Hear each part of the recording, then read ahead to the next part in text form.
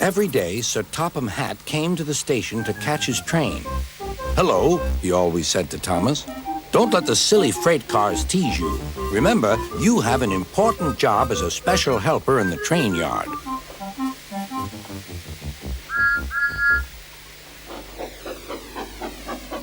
There were lots of freight cars, and Thomas worked very hard pushing and pulling them into place. There was also a small coach and two strange things his driver called cranes. "That's the breakdown train," he told Thomas. "The cranes are for lifting heavy things like engines and coaches and freight cars." One day, Thomas was in the yard. Suddenly, he heard an engine whistling. "Help! Help!" A freight train came rushing through much too fast. The engine was James, and he was frightened. His brake blocks were on fire. "They're pushing me! They're pushing me!" he panted. "On! On!" laughed the freight car, still whistling, "Help! Help!" Poor James disappeared. "I'd like to teach those freight cars a lesson," said Thomas the tank engine. Soon came the alarm. "James is off the line! The breakdown train! Quickly!" Thomas was coupled on, and off they went.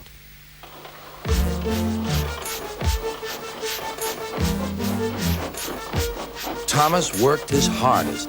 "Hurry, hurry, hurry," he puffed. He wasn't pretending to be like Gordon. He really meant it. "Bother those freight cars and their tricks. I hope poor James isn't hurt."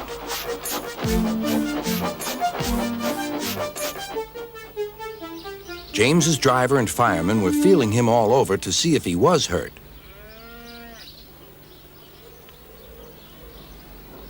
"Never mind, James," they said. "It was those silly freight cars and your old wooden brakes that caused the accident." Thomas pushed the breakdown train alongside. Then he pulled away the unhurt freight cars. "Oh dear, oh dear," they groaned. "Serves you right, serves you right," puffed Thomas. He was hard at work, puffing backwards and forwards all afternoon. "This'll teach you a lesson, this'll teach you a lesson," he told the freight cars. And they answered, "Yes, it will, yes, it will." They left the broken cars. Then, with two cranes, they put James back on the rails.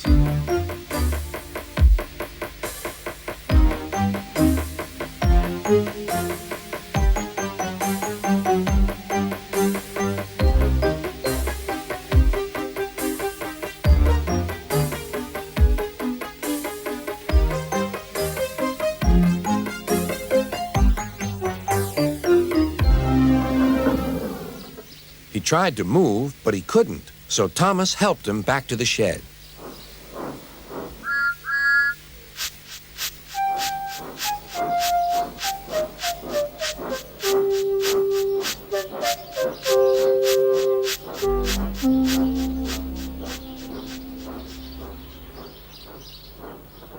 Sir Topham Hatt was waiting anxiously for them.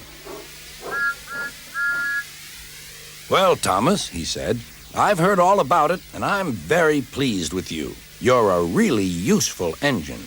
James shall have some proper brakes and a new coat of paint, and you shall have a branch line all to yourself." "Oh, thank you, sir," said Thomas. Now Thomas is as happy as can be. He has a branch line and two coaches called Annie and Clarabelle. He puffs proudly backwards and forwards with them all day.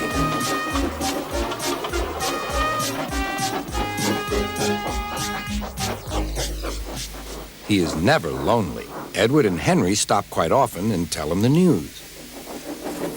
Gordon is always in a hurry, but never forgets to say, "Boop, boop," and Thomas always whistles, "Beep, beep," in return.